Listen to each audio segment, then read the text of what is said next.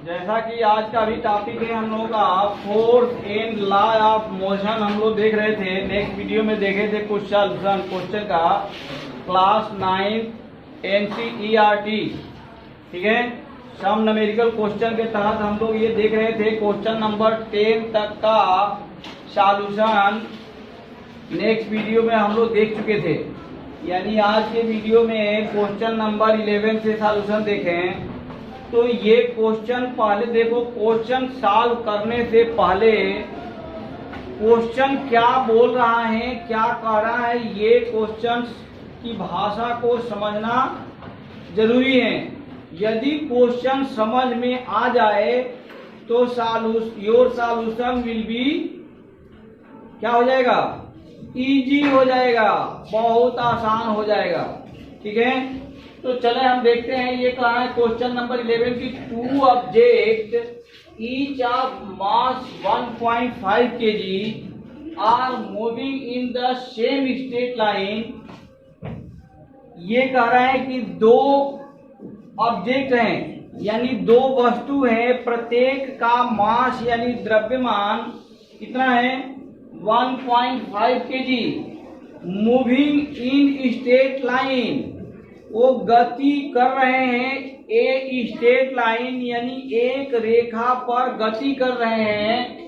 गति किस टाइप से कर रहे हैं, कह रहा है कि बट इन अपोजिट डायरेक्शन, एक लाइन पर तो गति कर रहे हैं लेकिन वो वस्तु का जो गति का डायरेक्शन है वो क्या है, अपोजिट है, ठीक है ना। लाइक एज एक बंदा जा रहा है उसी रास्ते पर, दूसरा बंदा उसी रास्ते पर आ रहा है, दोनों का मास क्या है, सेम है, यानी सेम इक्वल मास के दोनों बंदे हैं, दोनों का द्रव्यमान सेम है, opposite directions, the velocity of each object is 2.5 metre पर सेकेंड। दोनों का द्रव्यमान और दोनों का वेलोसिटी भी क्या है, सेम है, इक्वल है।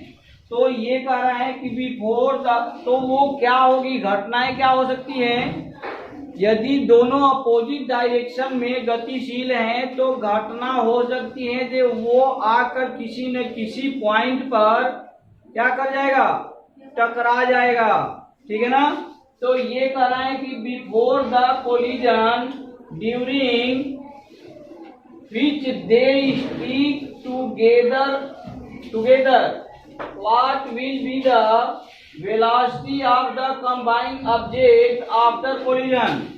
तो ये देखो, ये जो कोलिजन दे रखा है, कोलिजन मीन्स होता है टक्कर, संघट, शुद्ध शब्द होता है कोलिजन का संघट। संघट माने वही एक दूसरे से टकराना, ठीक है ना। तो वो ये कह रहा है कि वो यदि टकराएगा तो इस घटना के दौरान क्या हो सकता है, टकराएगा, फर्स्ट चांस है। सेकेंड चांस है टकराने के बाद हो सकता है कि दोनों अलग अलग या सेम डायरेक्शन में जाने लगे।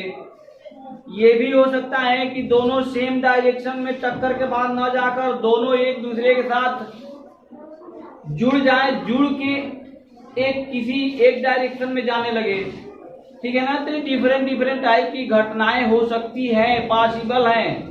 तो ये कह रहा है कि together what will be the velocity of the combined object, यानी इसके मतलब जो वो टक्कर के बाद दोनों वस्तु एक दूसरे से जुड़ जा रहा है, कंबाइंड ऑब्जेक्ट यानी जुड़ जा रहा है, ठीक है ना, आफ्टर कोलिजन यानी टक्कर के बाद। तो इस टाइप के क्वेश्चन करने के लिए मात्र एक लाइन का इक्वेशन है इन योर बुक और कंसेप्ट मान के चलो, ये है कि टक्कर के पूर्व वस्तु का कुल संवेग बराबर टक्कर के बाद वस्तु का कुल संवेग, ठीक है ना।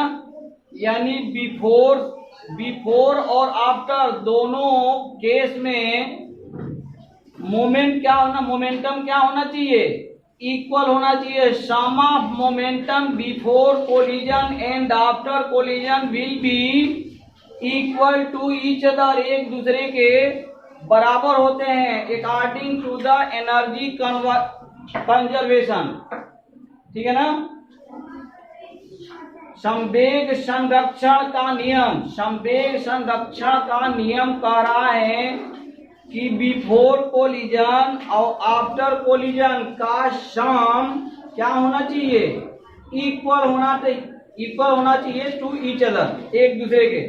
तो हम यदि यहाँ से देखें तो बिफोर हमारा क्या आएगा, अच्छे बिफोर में भी और आफ्टर में भी ये अवश्य ध्यान रखने की जरूरत है क्या, direction, direction is the important object, important point for this type of question and solution. इस टाइप के क्वेश्चन और सॉल्यूशन को करने के लिए डायरेक्शन को, मूविंग डायरेक्शन को हमेशा क्या रखना, माइंड में रखना, याद रख के करना सॉल्यूशन, तो सही आ जाएगा। अदरवाइज क्या हो जाएगा, गलत आ जाएगा। तो बिफोर यदि हम देखें momentum of the object before, तब बिफोर में यानी इक्वेशन यदि हम कर रहे थे तो वो है m1 u1 plus m2 u2 equal to होना चाहिए m2 v2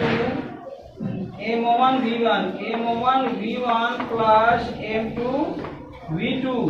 ये क्या है, m1 m2 हमारा क्या है, मास ऑफ द ऑब्जेक्ट, ठीक है। u1 and u2 is the velocity before velocity of collision of the object, यानी कोलिजन से, टक्कर से पूर्व उन वस्तुओं का क्या है, वेग है, लाइक एट इनिशियल वेलोसिटी, ठीक है ना। And v1 v2 is the final velocity after the collision, यानी टक्कर के बाद जो वस्तु वेग प्राप्त करती है वो वेग हमारा है v1 एंड v2। तो इस फार्मूले में हम यदि अपने क्वेश्चन को रख दें तो देखो ये फर्स्ट पॉइंट ये है कि m1 m2 क्या है हमारा, इक्वल है। तो m1 m2 इक्वल है ना 1.5 kg। तो हम m1 m2 के जगह क्या कर दिए, m हमने रख लिया, ठीक है ना। क्या रख लिया, m इट मीन, अच्छे अब ये कह रहा है कि इनिशियल वेलोसिटी यानी before collision velocity of the object is also equal according to your question, ठीक है ना। तो ये u1 u2 भी हमारा क्या है, सेम है इस क्वेश्चन के लिए। तो ये यदि सेम है तो यहाँ से हमारा क्या हो गया, 2mu इक्वल टू, तो यहाँ हम यदि देखें तो ये हमारा आफ्टर कोलिजन मास तो इक्वल है ना, m1 m2 के जगह हम m इधर भी करते हैं, v1 v2 देखो v1 v2 का तो कोई मतलब ही नहीं है ना, दोनों जब कंबाइन हो जा रहा है तो your v will be v1 v2 will be also equal to only v। तो ये हमारा क्या हो जाएगा, ओनली v हो गया। तो यहाँ से यदि हम देखें तो ये भी हो गया हमारा 2mv, क्या हो गया 2mv हो गया। यानी यहाँ से 2 से 2 हम क्या कर सकते हैं, कैंसिल, कटा सकते हैं। अब ये क्या, इसमें निकालना क्या था, which of the what will be, अच्छे वेलोसिटी निकालना है आफ्टर कोलिजन, ये v के वैल्यू निकालना है, ये क्या निकालना है हमें, v की वैल्यू निकालना है, ये निकालना है ना। तो इस क्वेश्चन में यदि हम चले वैल्यू पुटअप कर दें तो ये आ गया 1.5 मल्टीप्लाई बाई 2.5, ठीक है। ये हो गया 1.5 मल्टीप्लाई बाई 2.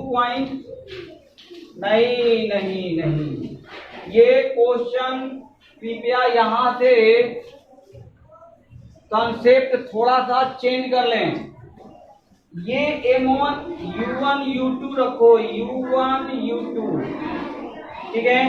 ये हमने अभी u1 और u2 को u मान लिया था, u1 u2 u तो हैं, लेकिन ये जो डायरेक्शन है ये क्या है दोनों का, अपोजिट है। मैं क्वेश्चन सॉल्व करने से स्टार्टिंग में ही बोला था जे in this type of question direction is the main effective part of the concept. ठीक है ना। यदि डायरेक्शन का मिस्टेक क्वेश्चन में हुआ तो क्वेश्चन का सॉल्यूशन क्या हो जाएगा, गलत हो जाएगा।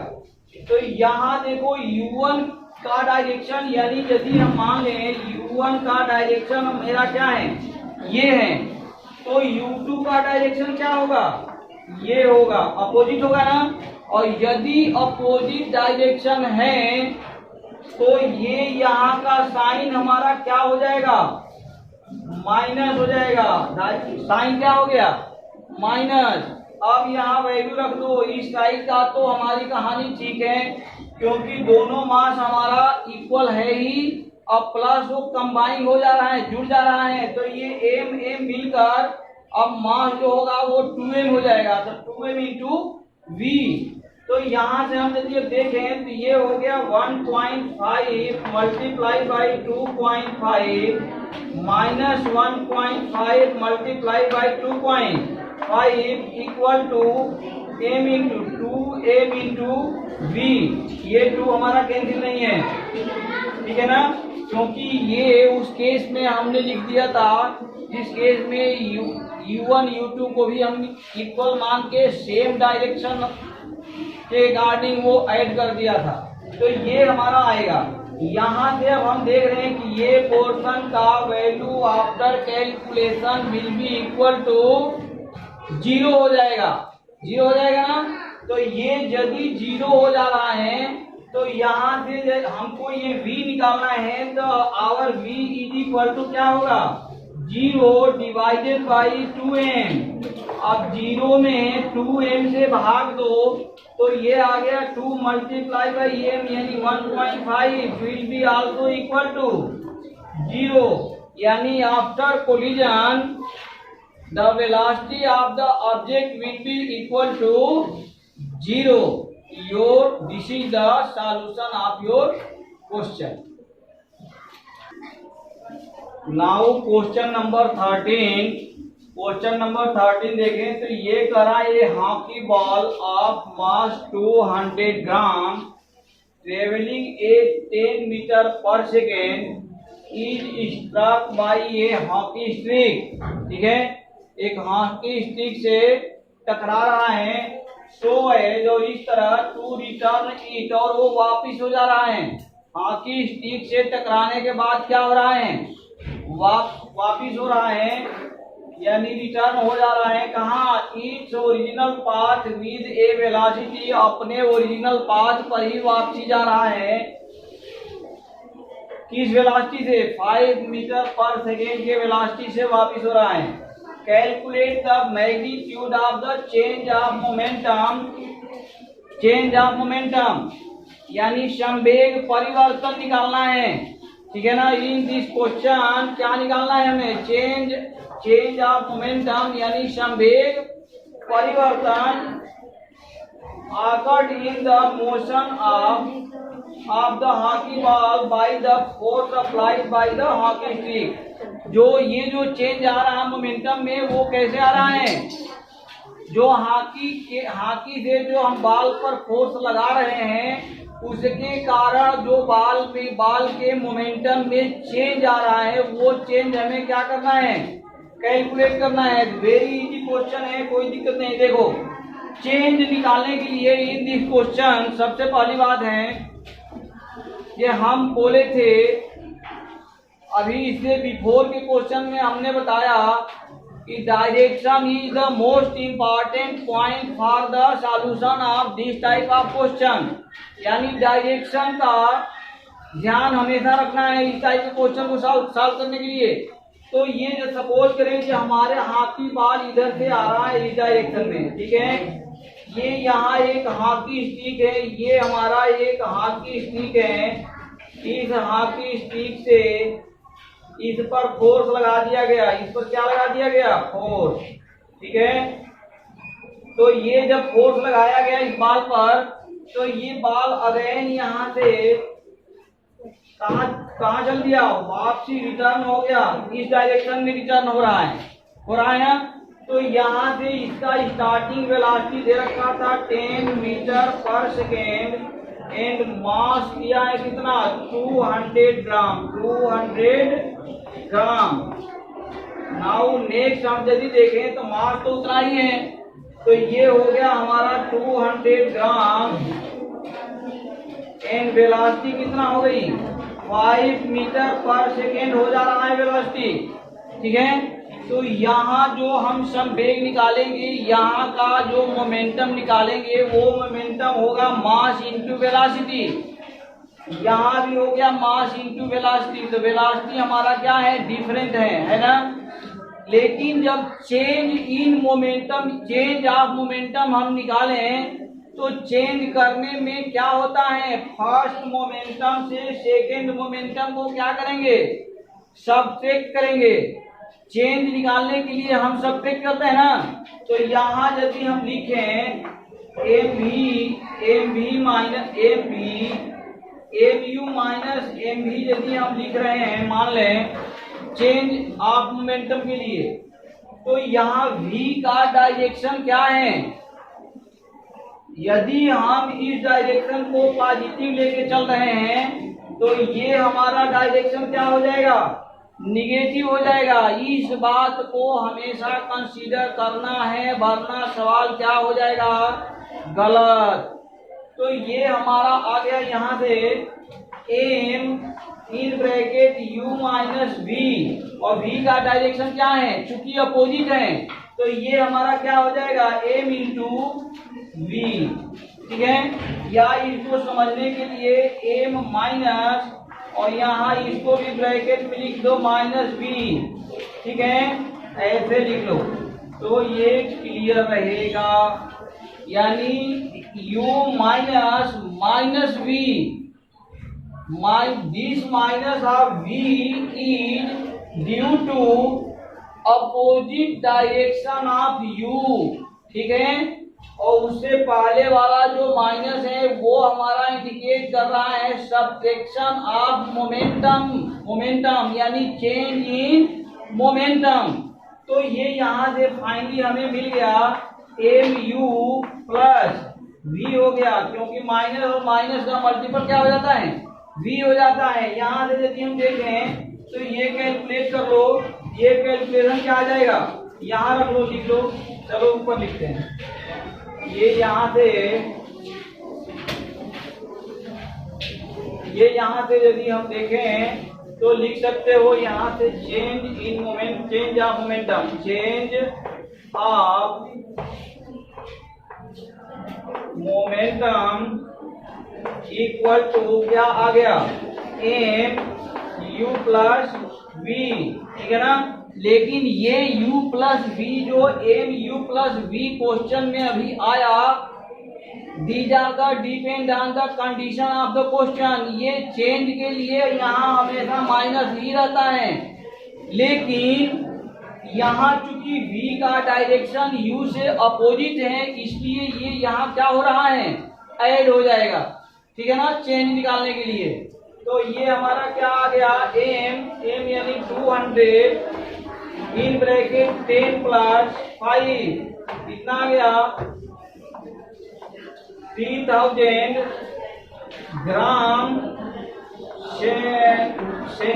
ग्राम मीटर पर सेकेंड।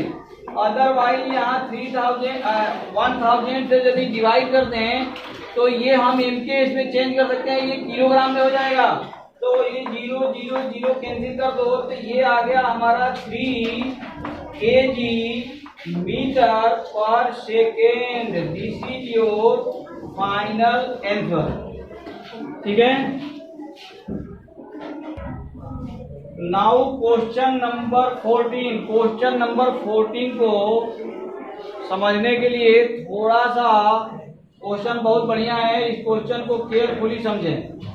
इस क्वेश्चन में कह रहा है कि एक बुलेट ऑफ मास 10 ग्राम, एक बंदूक की गोली है। ठीक है ना, एक बंदूक की गोली है जिसका वजन कितना दिया है, 10 ग्राम। तो यहाँ हम चले क्वेश्चन में लिखते चले given mass of bullet is equal to 10 gram. ठीक है, तो ये 10 ग्राम अभी ये दिया हुआ है। अब कह रहा है कि ट्रेवलिंग हॉरिजॉन्टली, ये बुलेट की जो गोली है वो हॉरिजॉन्टली ट्रेवल कर रही है। ठीक है ना, तो ये देखो हॉरिजॉन्टली ट्रेवल कर रही है, माने गोली ट्रेवल नहीं करती। वो घोड़ा गाड़ी पे चढ़ के चल रही है क्या ट्रेन पर? नहीं, वो क्या ट्रिगर दबाया जाएगा तो अपने आप निकल जाएगी। ठीक है ना, और वो निकल के कहीं न कहीं वो स्ट्राइक कर देगी, यानी जाके कहीं न कहीं मार कर देगी। वो किसी से जाती चढ़ के नहीं जाती है।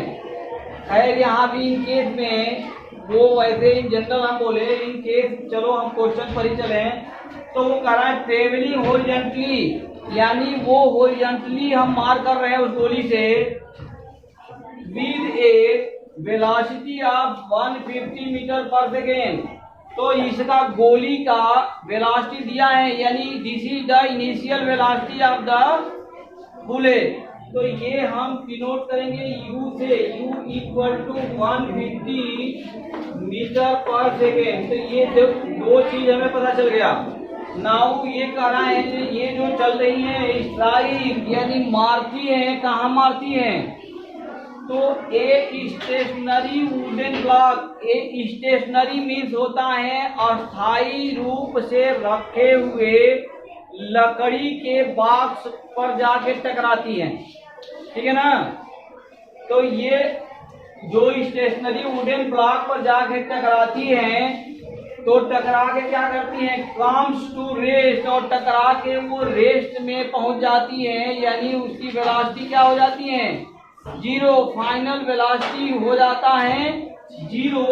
और इस दौरान वो फाइनल वेलोसिटी जीरो होने में कितना टाइम ले रही है? 0.3 सेकेंड। तो यानी v इक्वल टू 0 और t इक्वल टू 0.03 सेकेंड, ये भी दिया हुआ है। ठीक है ना, तो ये कह रहा है कि cal into the block, calculate the distance of penetration of the bullet into the block. यदि वो जाके लकड़ी के बॉक्स पर गोली हमारी टकराती है, तो टकरा के क्या करती है? वापिस नहीं आती है, इधर उधर नहीं भगती है, उसी में क्या करती है? इंसर्ट हो जाती है, यानी घुस जाती है। ठीक है ना, घुसना पता है ना? धसना, धस जाती है। घुसना, धसना सब हिंदी शब्द है, ये यूज आदमी करते हैं। अकॉर्डिंग किसके ऊपर बेस्ड ये डिपेंड करता है कि कौन किस टाइप के शब्द को एक्सेप्ट कर रहा है। ठीक है ना, तो वो अंदर उस लकड़ी के बॉक्स में गोली धसती है और धस के विराम में चली जाती है, यानी जीरो, उसकी वेलोसिटी जीरो हो जाता है। इस दौरान टाइम कितना ले रही है गोली? 0.03 सेकेंड। तो ये कह रहा है कि calculate the distance of penetration of the bullet, वो कितना डिस्टेंस अंदर, यानी अंदर जाने में, धसने में कितना डिस्टेंस अंदर गई। सपोज करो कोई गोली किसी व्यक्ति को लग जाती है या मारा जाता है, ने मारपीट वाला, गोली मारपीट वाला पॉइंट अपने माइंड में मत रखना। लेकिन यदि in the case of medical के केस में देखेंगे ना, तो यदि गोली लगा हुए पेशेंट को वहां डिफाइन होना चाहिए कि ये गोली यदि लगी है तो वो कितना अंदर, शरीर के कितना अंदर गई है। ठीक है ना, तो उस पोर्शन तक ऑपरेशन करके निकालना पड़ता है ना, उस गोली को निकालना पड़ता है। अब पता चले कि गोली लगी है सिर में, ऑपरेशन हो रहा हो पीठ में, ना, तो ऐसा नहीं होता है ना। वो उसका एक्सरे करके वो एग्जैक्ट पॉइंट डिफाइन कर लिया जाता है। जो गोली शरीर में जो लगी तो है, तो लगे हुए पोर्शन तो दिखता है, लेकिन वो शरीर में कितने अंदर तक इंसर्ट हुई, कहाँ तक पहुंची है, उसी पोर्शन का ऑपरेशन करके उस गोली को निकाला जाता है। तो ये लकड़ी के ब्लॉक में कितने अंदर गई, दैट डिस्टेंस कैलकुलेट करने के लिए यहाँ पूछा जा रहा है, ठीक है ना। तो ये देखेंगे नाउ, इसके बाद कराएंगे the force exerted by the wooden block on the bullet, और फोर्स एक्सर्टेड बाय द, अब यदि गोली लकड़ी पर टकरा रही है, अंदर घुस रही है, तो लकड़ी एक अपोजिट बल लगा के गोली को रोक भी तो रहा होगा ना, कि हमारे अंदर गोली न आए, उसको रोक रहा होगा। इस रोकने के अपोजिट डायरेक्शन में जो फोर्स लगा रहा है, उसी बल के कारण, due to that type of opposition force या opposite force which is applied by the wooden block, your bullet velocity will be goes on the या go on the क्या जीरो, वो चला जाता है। यदि अपोज नहीं करता तो उसकी वेलोसिटी जीरो होती, वो और ज्यादा और दूर जाता, और दूर जाता, ठीक है ना। तो ये कहानी है। इसको हम सॉल्व करने के लिए यदि देखें तो ये क्वेश्चन को क्या करें, सबसे पहले हम लिख लें गिवन पार्ट यानी given point of the question, and then solution पर हम चलें। तो हम देखते हैं कि v इक्वल टू, देखो ये यदि u का वैल्यू दिया हुआ है, u दिया है ना, नहीं ये नहीं है, u ये दिया है, u दे रखा है, v दे रखा है और t दे रखा है। गोली का वेग इनिशियल वेलोसिटी तो है, लेकिन अंतिम वेलोसिटी क्या हो रहा है, जीरो। तो इस दौरान यदि हमारा फाइनल वेलोसिटी कम हो रहा है इनिशियल वेलोसिटी से, या जीरो हो रहा है इनिशियल वेलोसिटी से, इट मीन्स कि what type of acceleration act on the condition, उस कंडीशन पर किस टाइप का एक्सेलरेशन एक इफेक्टिव होगा, एक्सेलरेशन और रिटार्डेशन। दो चीज हम लोग पढ़े हैं, एक तो हमारा होता है एक्सेलरेशन और दूसरा केस एक्सेलरेशन का ही अपोजिट केस होता है रिटार्डेशन, यानी मंदन त्वरण। तो यहाँ हमारा क्या काम कर रहा है, मंदन त्वरण काम कर रहा है। यदि वेग बढ़ रहा है तब तो एक्सेलरेशन है, और यदि मंदन त्वरण काम कर रहा है यानी वेग घट रहा है, तो इस केस में जो हमारा एक्सेलरेशन इफेक्टिव होता है, वो उसको हम एक्सेलरेशन न बोलकर क्या बोलते हैं, रिटार्डेशन बोलते हैं। और इन द कैलकुलेशन हमारे फार्मूले का साइन क्या हो जाता है, निगेटिव हो जाता है, ठीक है ना। तो यहाँ अंतिम वेग यानी final velocity of the question condition will be equal to क्या है, जीरो होगा। इसलिए हमारा जो काम करेगा एक्सेलरेशन, वो एक्सेलरेट ना होकर क्या होगा, रिटार्डेशन होगा। तो यहाँ से हम फार्मूला यदि अप्लाई कर लें, if you apply the formula v equal to u minus at, जो हमारा इक्वेशन ऑफ मोशन होते हैं, 3 इक्वेशन ऑफ मोशन, उसमें यहाँ प्लस पढ़ते थे, लेकिन यहाँ रिटार्डेशन के कारण, ड्यू टू रिटार्डेशन, ये साइन क्या हो जाएगा, प्लस का माइनस हो जाएगा। यहाँ से हम क्या निकाल सकते हैं, वैल्यू ऑफ a। तो a की वैल्यू यदि निकालना चाहें तो a इक्वल टू होगा u minus v divided by t। Calculate कर लो, तो u की वैल्यू कितना दिया है, 150 माइनस 0 डिवाइडेड बाई 0.03, ठीक है। ये यहाँ से हमारा ये हो गया 1500 डिवाइडेड बाई 3, कैंसिल कर दो, कितना आ गया, 5000 मीटर पर सेकेंड स्क्वायर। तो ये हम यहाँ से एक्सेलरेशन या रिटार्डेशन, एक्सेलरेशन और रिटार्डेशन कैलकुलेट कर लिए। कितना आ गया, 5000 पर मीटर पर सेकेंड स्क्वायर, ठीक है।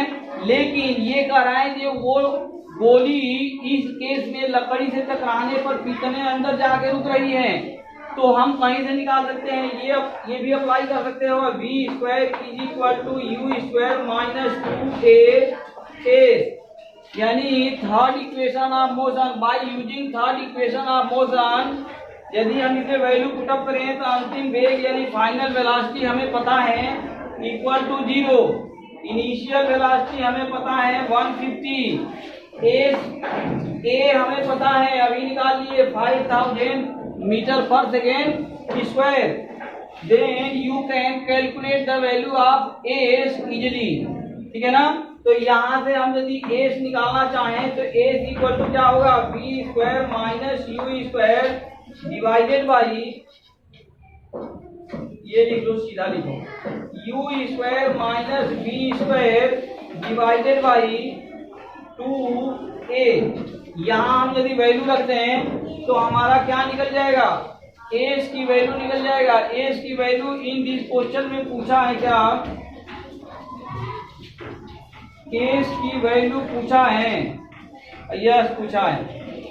तो यहाँ से चाहे तो हम यहाँ से भी निकाल सकते हैं, अदरवाइज यहाँ भी वैल्यू रखोगे यू स्क्वायर बी स्क्वायर ए तो भी निकलेगा, या यदि चाहें तो हम सेकेंड इक्वेशन ऑफ मोशन से भी निकाल सकते हैं, क्योंकि सेकेंड इक्वेशन ऑफ मोशन के तहत हमें टी चाहिए था, टी दिया हुआ है, गिवन है इन दिस क्वेश्चन, ठीक है ना।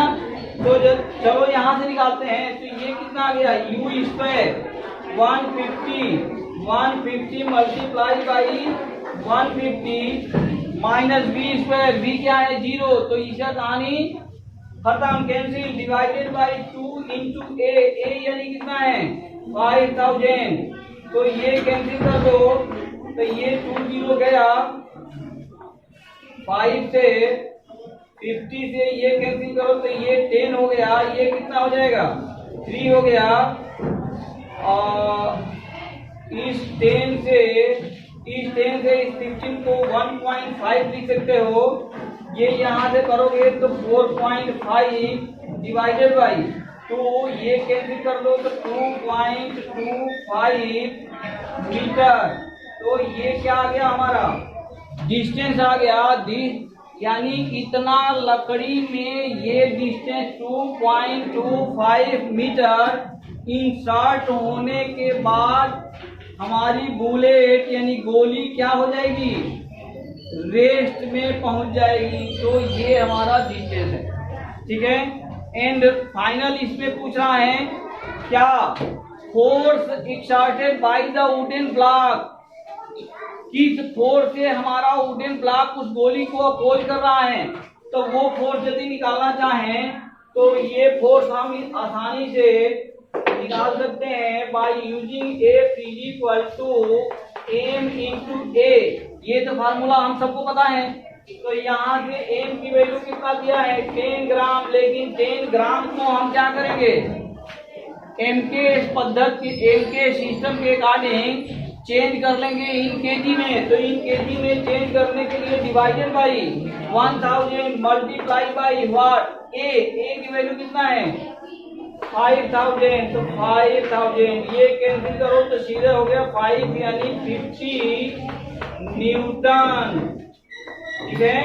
तो इस तरह से ये हमारा क्वेश्चन नंबर 14 का क्या रहा, फाइनल आंसर रहा, ठीक है। Now question number 15, question number 15 कह रहा है an object of mass 1 kg travelling in a straight line, एक ऑब्जेक्ट है, एक कोई वस्तु है जो कि स्ट्रेट लाइन में क्या कर रही है, ट्रेवलिंग कर रही है, with a velocity of 10 metre पर सेकेंड, यानी 10 मीटर पर सेकेंड के वेग से ट्रेवलिंग कर रही है, ठीक है। कोलाइड्स विद, क्या कर रही है, collides with and stick to a stationary wooden block, ठीक है ना।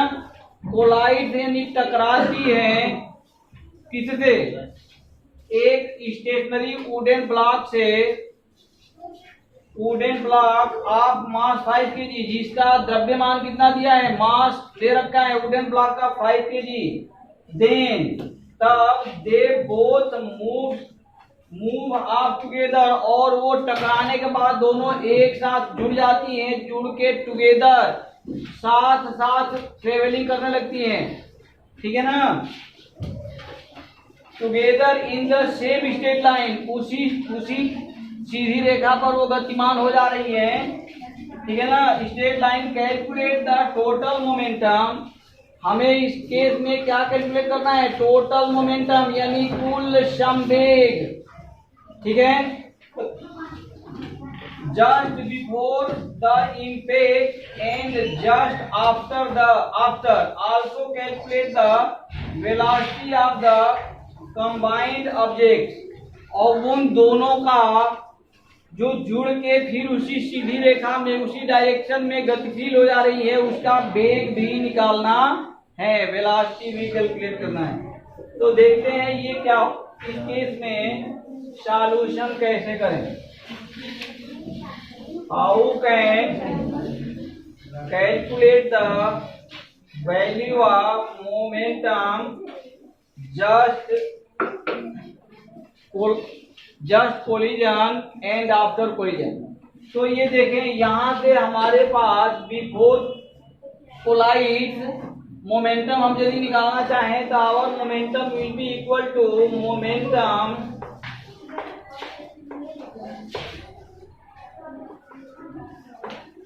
क्या हो जाता है, momentum equal to m1 u1 plus m2 u2, ये टोटल मोमेंटम होगा, टोटल मोमेंटम बिफोर कोलाइड यानी टक्कर होने से या जुड़ने से पहले का ये कुल संवेग होगा, और यही बराबर होता है आफ्टर कोलाइड, ठीक है ना।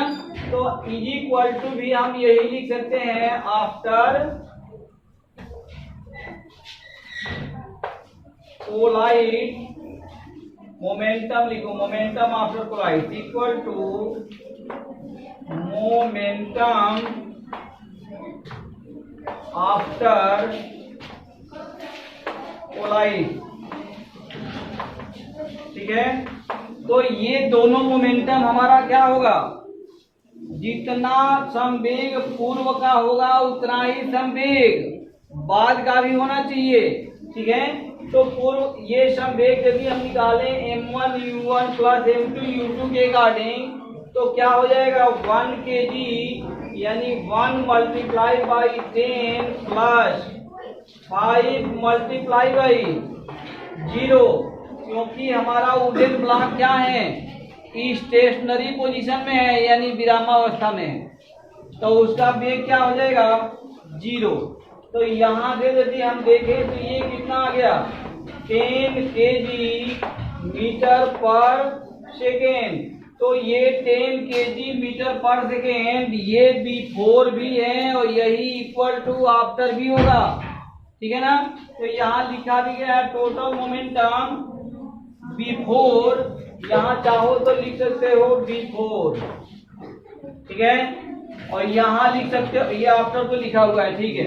तो यही इक्वल टू हो जाएगा आफ्टर भी, यानी इन योर आंसर बिफोर और आफ्टर दोनों का मोमेंटम की वैल्यू क्या आएगा, 10 मीटर पर सेकेंड। लेकिन अब ये कह रहा है कि यदि टक्कर होने के बाद वो दोनों जुड़ के और उसी लाइन पर गतिमान हो जा रहा है तो फाइंड द वेलोसिटी, दोनों साथ साथ यदि गतिमान हो रहे हैं तो यहाँ से हम यदि मान लें कि लेट द वेलोसिटी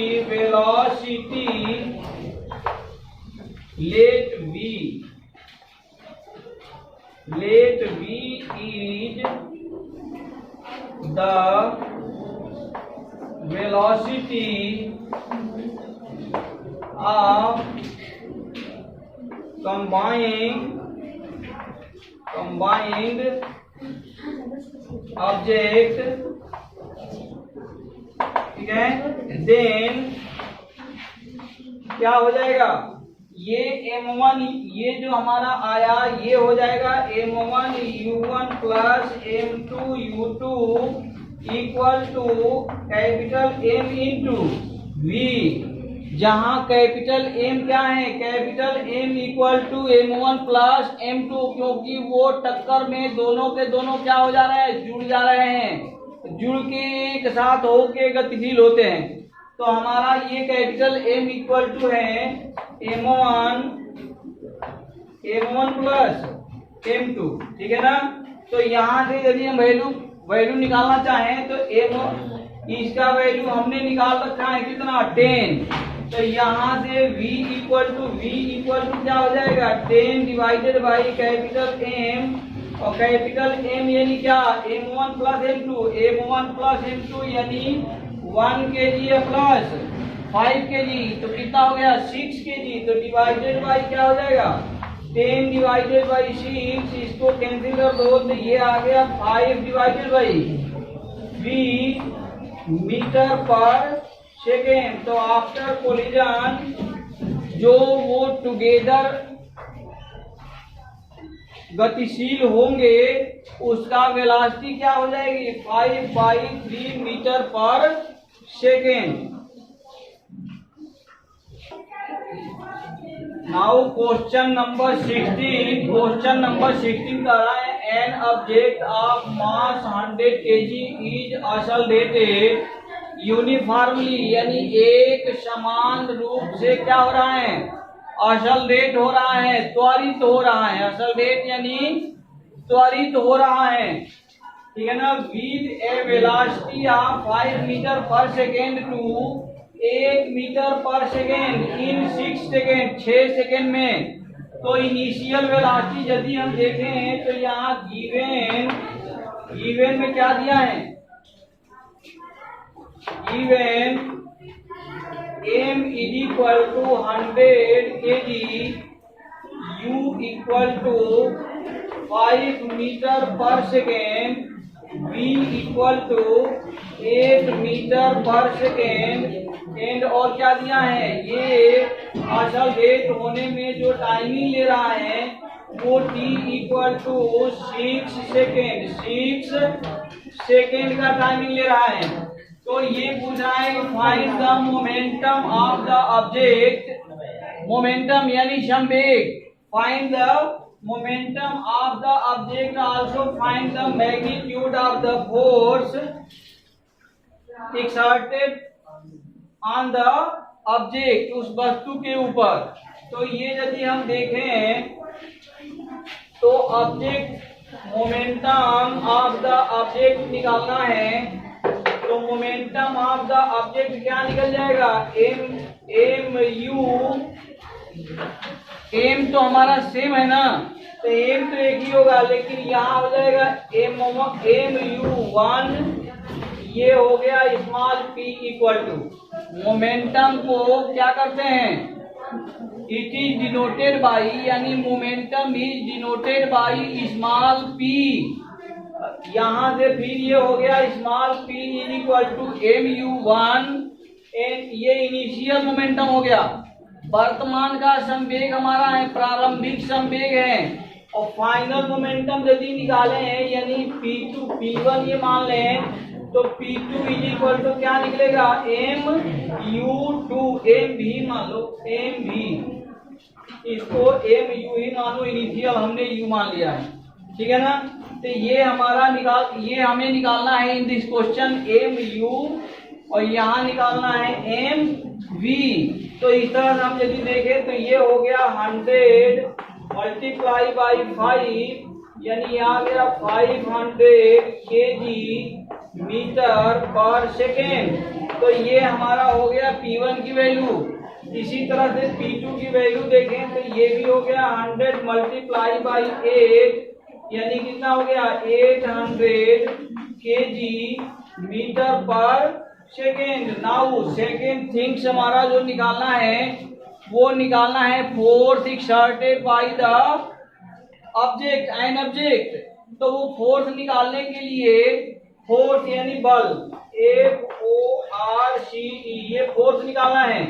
तो force is equal to momentum के केस में इन दिस चैप्टर हम लोगों ने ऑलरेडी ये क्या पढ़ चुके हैं कि the rate of change of momentum is called force, यानी मोमेंटम संवेग परिवर्तन के दर को क्या कहते हैं, फोर्स कहते हैं। तो यहां से हम यदि आ जाए तो चेंज ऑफ मोमेंटम कितना है, 800 माइनस 500 एंड डिवाइडेड बाई 6, तो ये हमारा आ गया 6, यानी 300 डिवाइडेड बाई 6 कैंसिल कर दो तो कितना आ गया 50 क्या न्यूटन, यानी 50 न्यूटन। ठीक है, तो इस तरह से ये हमारा क्या रहा, क्वेश्चन नंबर 16। ठीक है, नाउ क्वेश्चन नंबर 18 यदि देखें तो क्वेश्चन नंबर 18 कह रहा है, अच्छा सवाल है। क्वेश्चन नंबर 18 क्या कह रहा है कि सवाल अच्छा है, इसको सबसे पहले क्या करें, समझें and then start your solution. How much momentum will a dumbbell of mass 10 kg transfer the floor if it falls from a height of 80 centimeter, take its downward acceleration to be 10 metre पर second square. ठीक है ना, यानी कहने का मतलब ये है कि ये एक घंटी है जो कि गिर रही है, कहाँ, कुएं में गिर रही होगी, कहीं गिरे कोई दिक्कत ना है। तो ये यदि गिर रही है तो इनिशियल वेलोसिटी यदि वो स्टार्ट से गिरना शुरू की और बाकी कुछ नहीं दिया है तो वो ये एज्यूम करके चलोगे कि वो जो स्टार्ट कर रही है गिरना, वो इनिशियल वेलोसिटी हमारे पास क्या लेंगे हम, u इक्वल टू जीरो, यानी u बराबर हम क्या ले लेंगे, u इक्वल टू 0 हम लेके चलेंगे। तो हमारा इनिशियल वेलोसिटी गिरने का हो गया 0, फाइनल वेलोसिटी हमारे पास नहीं है। ठीक है ना, ये हाइट जरूर दे रखा है, हाइट दिया है कितना सेंटीमीटर गिर रही है, 80 सेंटीमीटर, 80 सेंटीमीटर गिर रही है ना, कहाँ गया, 80 सेंटीमीटर, यानी 80 सेंटीमीटर गिरने के बाद हमको यहाँ पर क्या कैलकुलेट करना है, वेलोसिटी। तो हमें यहाँ वेलोसिटी निकालना है, v क्या वैल्यू, और इस दौरान जो असल रेट हो रहा है, असल रेशन है अकॉर्डिंग टू योर क्वेश्चन, वो क्या लेना है, a is equal to 10 metre पर सेकेंड स्क्वायर। तो हम यहाँ से ले लेंगे a इक्वल टू 10 मीटर पर सेकेंड स्क्वायर। तो यहाँ से कैलकुलेट कर सकते हैं क्या, h is equal to ut plus 1/2 square. ये फार्मूला यदि हम रख दें, नहीं a तो दिया है, हमें तो v निकालना है, ये फार्मूला नहीं, हम कौन सा फार्मूला लगाएंगे, a दिया, u पता है, v कैलकुलेट करना है, और ये h या h, चलो h मान लो, h दे रखा है, a भी दिया है, तो t वाला फार्मूला हम नहीं लगा सकते, नहीं तो दो अननोन क्वांटिटी हो जाएगी। तो यहाँ से हम रख लें v square is equal to u square plus 2a s या h, चलो h लिख लो, एक ही बात है। तो ये हमने रख दिया, यहाँ से हमें क्या मिल जाएगा, v स्क्वायर की वैल्यू निकालना है, u स्क्वायर क्या है, u 0 है तो u स्क्वायर 0, तो ये तो हो गया कैंसिल। v इक्वल टू यदि हम देखें तो ये मिलेगा रूट 2a इंटू एस, चलो वैल्यू रख दो, तो 2a की वैल्यू कितना है 10, एस कितना है 80 सेंटीमीटर। अब देखो इस 80 को यही डिवाइडेड बाई 100 यदि कर दें हम, तो ये मीटर में कन्वर्ट हो जाएगा ना, कितना मीटर आ जाएगा 8.8 मीटर। तो यहाँ हम जो रखेंगे वो रख देंगे 0.8 मीटर। ठीक है, यानी ये हमारा आ गया रूट में 16, कितना आया रूट में 16 equal to plus minus 4 metre पर सेकेंड। तो माइनस का तो कोई मतलब ही ना है, वेलोसिटी बढ़ रही है तो प्लस है। तो यहाँ से v हमने क्या कर लिया, कैलकुलेट कर लिया। इसमें फाइंड क्या करना है, आल्सो क्या क्या कैलकुलेट करना है, calculate the how much momentum will a dumbbell of मास इतना ट्रांसफर टू द फ्लोर। हमें क्या निकालना है, एक्चुअल में मोमेंटम निकालना है, चेंज इन मोमेंटम निकालना है। तो यहाँ मोमेंटम हमारा क्या है, 0 होगा, क्योंकि m into you mass into velocity, तो इनिशियल तो हमारा हो गया 0, ठीक है ना। तो जो ट्रांसफर होगा वो फाइनली क्या होगा, m इंटू वी। हमारा मोमेंटम क्या होगा, m इंटू वी। तो इस तरह से हम लिख सकते हैं ट्रांसफर मोमेंटम,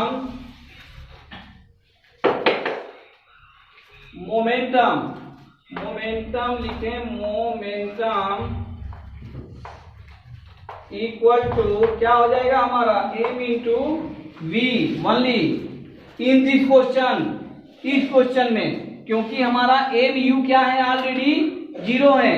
तो यहां से हम यदि देखें तो m की वैल्यू दे रखा है 10 और मल्टीप्लाई बाई ये कितना आ गया था 4, v की वैल्यू यानी कितना आ गया 40 kg मीटर पर सेकेंड। तो ये हमारा हो गया final answer of question number 18।